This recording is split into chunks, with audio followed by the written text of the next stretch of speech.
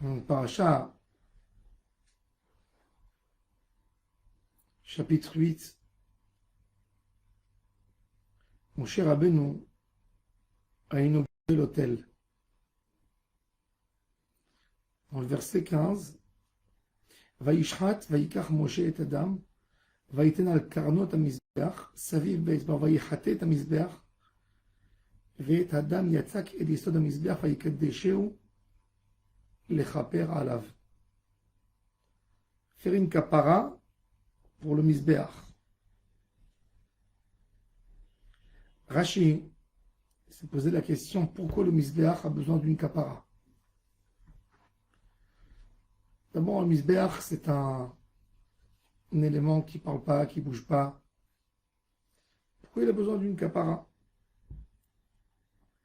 Il est vrai que le Even Ezra, il a expliqué, Vaikadesheu, il a rendu apte à pouvoir faire pardonner à Am Israël leurs fautes.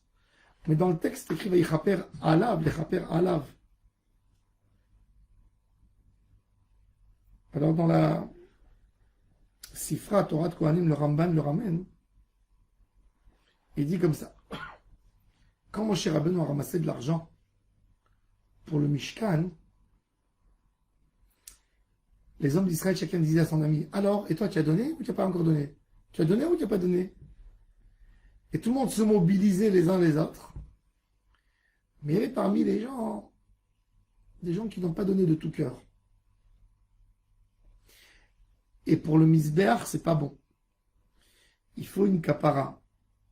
Comme il dit le prophète Isaïe, qui ani Hashem oev mishpat, sonné gezel barola. Akadosh Baruch Hu, il nous dit, vous ne pouvez pas mettre du gezel dans ce que vous sacrifiez.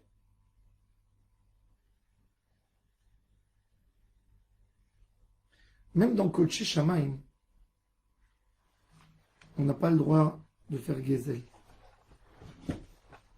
Souvent, quand on arrive aux objets spirituels, on pense qu'on peut faire sur le compte de quelqu'un d'autre. Et la réponse est non. Les midot tovot, c'est même dans la spiritualité. Même dans la spiritualité, tu n'as pas le droit de forcer quelqu'un à faire quelque chose. La preuve que le misbeach avait besoin d'une kapara parce qu'il y avait quelques personnes qui n'ont pas donné de bonne foi comme les autres. Ben, il fallait faire une kapara spéciale pour le misbeach. Il est écrit dans la halakha qu'un gabay tzedaka n'a pas le droit de prendre d'une femme un gros don. Pourquoi? Peut-être son mari n'est pas d'accord. Une femme qui a fait un don, il faut poser la question.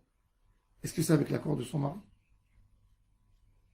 Un homme qui fait un gros don et il a des enfants à nourrir, il ne faut pas recevoir. Pourquoi? C'est de l'argent de ses enfants. C'est de l'argent de sa femme. Akadosh Baruch Hu, il dit, j'aime pas le gezel, même dans une rola. On s'imagine pas, mais des fois même, ça peut arriver même des fois. Il y a quelqu'un qui rentre dans une synagogue avec des places fixes. Il y a beaucoup de synagogues, Baruch Hashem, chez nous, il n'y a pas de place fixe. Et tout celui qui vient, il s'assoit, il veut. Mais il y a beaucoup de synagogues avec une place fixe. Il y a un homme, il vient, il s'assoit, il fait sa prière sur la place de son ami. C'est du gezel, c'est du vol. Kadosh Baruch Hu, même pour une fila, il n'aime pas le vol. Tu es dans une place, passe de toi. Il y a quelqu'un qui veut rentrer dans sa place, il ne peut pas. Et après, tu demandes que Kadosh Baruch Hu exauce ta prière. Rabbi Yitzhak Blazer, un des plus grands guéonim, c'était l'élève du Rav Israël Salanter. Un jour, il était avec son Rav, c'était Kippour, et ils sont rentrés dans une synagogue. Et vous savez, Kippour, tout le monde vient à la synagogue, et les places sont prises, toutes les places. Donc Rav Blazer, il s'est mis au passage Et il a fait ça à Amida.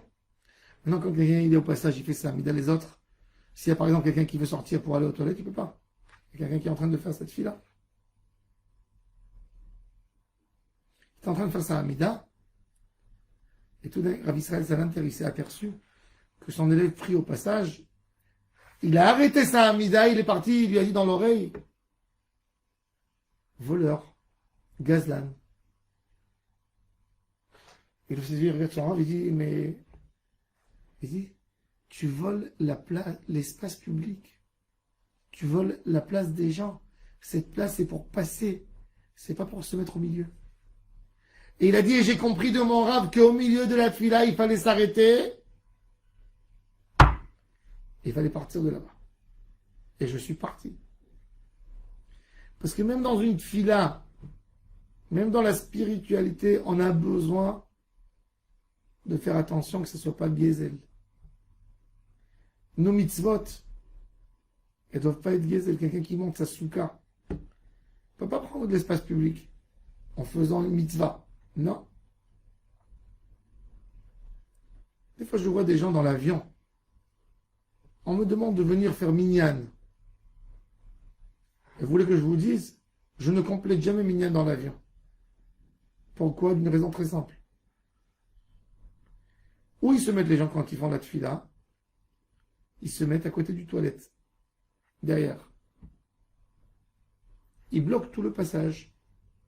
Ils se mettent là-bas pour faire la Hamida.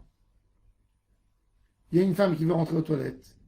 Ils entrent, il y a 10 personnes, il y a 15 personnes. Ça s'appelle voler l'espace des autres. Reste assis dans ta place. Fais ta Hamida. Assis. Sans gêner les gens. Et ta prière, elle montera chez Akadosh Baruch Hu. Ah, Minyan. Il y a des conditions pour faire Minyan. Si je vole l'autre, si je fais du mal à quelqu'un, si quelqu'un a besoin de se lever, il a le droit d'aller aux toilettes. Et moi, je l'empêche, parce que moi, j'ai décidé d'être tzaddik. Alors lui, il doit souffrir. On ne fait pas de mitzvot sur le compte des autres. La mitzvah, tu peux la faire sur ton compte à toi, tu as le droit. Tu veux te priver. Mabrok alik, tant mieux pour toi. Mais tu n'as pas le droit de faire une mitzvah sur le compte de quelqu'un d'autre. On n'a pas le droit. Et ça, c'est une règle. Et c'est pour ça que mon cher Rabbeinu nous dit, Lechaper alav, le misbeach. Mon cher Rabbeinu dit, peut-être, il y a eu une erreur. Peut-être il y a quelqu'un qui n'a pas donné de bonne foi, qui n'a pas donné de tout cœur. Et il nous faut un korban, parce qu'on l'a forcé peut-être. Parce que même s'il y a la moindre de gezel dans cet élément, c'est du vol. C'est écrit dans la halakha. Qu'un homme qui ramasse de la tzedaka, et il fait du forcing, il dit devant tout le monde à quelqu'un, combien tu donnes? Et lorsqu'il a honte de donner une somme, ce Gaba Tzedaka, c'est un gazlan, c'est un voleur. Quand quelqu'un il force et il dit un nom de quelqu'un, il mentionne. S'il il veut chauffer tout le monde et il continue, il parle bon, tout. Mais quand il cible quelqu'un, et toi combien tu donnes? Gezel Gamour, c'est du vol manifeste. Et on n'a pas le droit. On n'a pas le droit. On est là pour faire la volonté d'Hachem. Quand ça se fait mal, c'est pas la volonté d'Hachem. Quand ça vient sur le compte de quelqu'un, c'est pas la volonté d'Akadosh Baruch Hu. Alors, qu'Hachem nous aide, qu'on fasse nos mitzvot. Comme il dit Rabbeinu Achida, toujours il dit, il a une phrase extraordinaire, il dit, Shedizke la'asot retzonecha, kirtzonecha. Qu'on fasse ta volonté comme ta volonté. Parce qu'il y a des mitzvot, c'est la volonté d'Hachem. Mais la volonté d'Hachem, c'est que tu fasses les mitzvot sans prendre de quelqu'un d'autre. Sans frustrer quelqu'un d'autre. Donc c'est ce qu'il dit le Chida. Shenizke la'asot retzonecha, Kirtzonecha. Et ça doit être une règle pour nous. Ben Adam Lachavero, c'est important.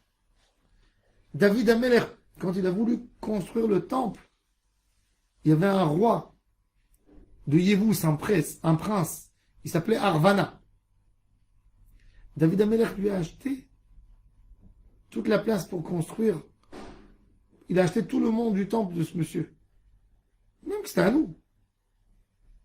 On est des héritiers. Yoshua Binoun, il a donné la terre pour le peuple d'Israël? Non. Il dit un juif ne peut pas faire une prière dans un lieu où il y a quelqu'un qui dit on m'a déraciné d'ici. On me l'a pris cet endroit. Non. Impossible de faire là-bas la prière. Il a payé, il a indemnisé, il a payé. Content. Il a tout payé. On ne fait pas de mitzvot sur le compte des autres. Ça, c'est à se rappeler et à retenir dans tout ce qu'on fait.